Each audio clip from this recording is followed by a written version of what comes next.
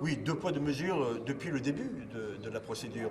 Quand vous comparez les moyens qui ont été consacrés au grand débat, qui n'a aucune valeur constitutionnelle, plus de 12 millions d'euros officiels, sans compter tous les moyens de l'État pour mettre en œuvre cette volonté présidentielle.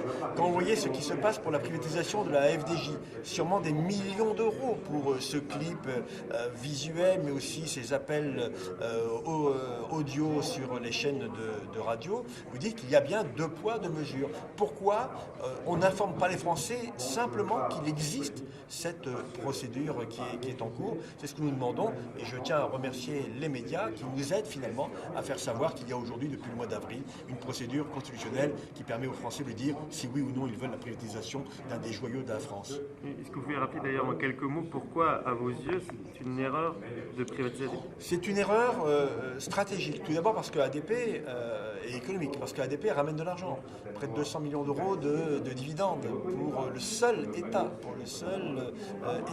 ADP, c'est la porte d'entrée de notre pays, sur le plan notamment de la sécurité. ADP, c'est l'image de la France, avec notamment ces deux grands aéroports de Roissy et bien sûr aussi d'Orly. Donc pourquoi privatiser, donner au privé, c'est bien ça dont il s'agit, quelque chose qui appartient à l'État et qui fonctionne bien?